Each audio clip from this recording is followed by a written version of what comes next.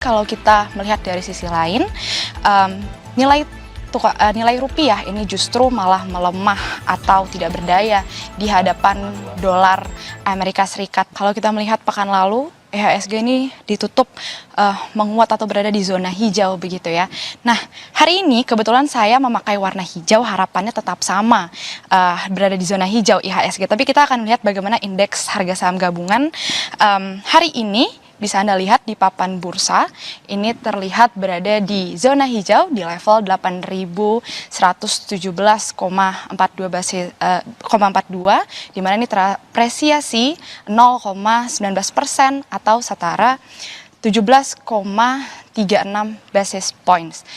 Nah, memang artinya ini masih sama di pekan ini, IHSG masih berada di zona hijau, begitu, yang kalau kita melihat apa kira-kira sentimen yang mempengaruhi ini berada terus menguat di zona hijau, kalau melihat dari bagaimana pernyataan dari analis Infovesta Capital Advisory Arjun Ajwani ini menilai kemungkinan ini salah satu pengaruh dari paket stimulus ekonomi 8+4+5 yang dicanangkan Menteri Keuangan kemarin ini dianggap bisa mendorong prospek pertumbuhan ekonomi yang lebih optimistis sehingga ini mendongkrak kenaikan harga saham. Nah, tapi kalau kita melihat dari sisi lain, nilai rupiah ini justru malah melemah atau tidak berdaya di hadapan dolar Amerika Serikat. Dimana kalau kita lihat di pekan lalu, di tanggal 26 September 2025, ini nilai rupiah berada atau sebesar 16.775 rupiah per dolar Amerika Serikat. Nah, ini yang tentu menjadi pertanyaan begitu ya, di tengah IHSG yang menguat tapi rupiah kita malah melemah. Sedangkan kalau kita melihat juga dana asing yang masuk ke pasar saham melihat dari net foreign buy all market ini sebesar 582 miliar rupiah.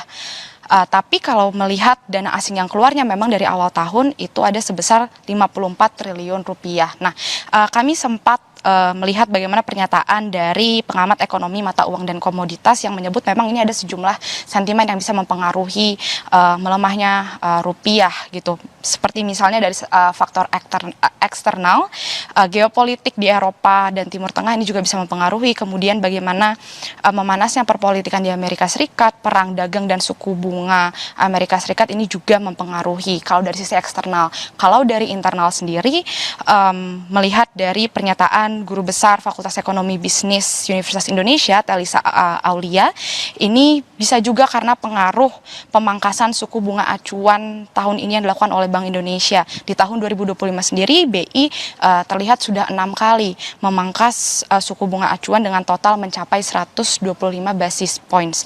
Nah, tentu dengan melemahnya rupiah ini juga bisa memberikan sejumlah dampak seperti misalnya biaya impor membengkak nantinya, kemudian perusahaan yang mengandalkan impor ini juga bisa tertekan, kemudian utang perusahaan membengkak dan juga pertumbuhan ekonomi ini juga bisa terancam.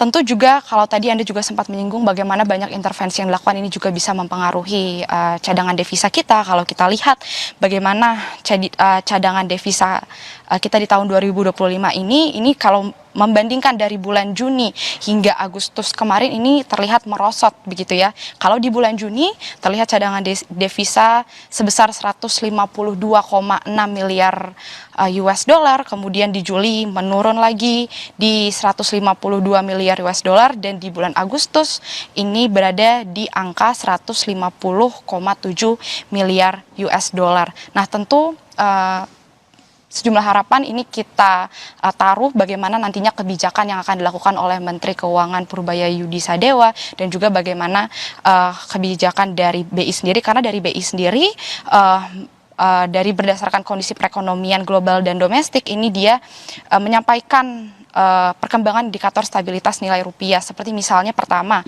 premi CDS Indonesia 5 tahun dari 25 September sampai per 25 September ini naik dibandingkan 19 September 2025, di mana ini sebesar 83,18 basis points dibandingkan 19 September sebelumnya ini 69,59 basis points. Lalu juga terakhir data transaksi ini juga terlihat non residen tercatat terjual neto sebesar 2,71 triliun rupiah begitu. Itu artinya kita di sini sama-sama menunggu apa kebijakan yang akan dilakukan nantinya oleh BI dan juga Menteri Keuangan untuk menstabilkan kembali nilai tukar rupiah.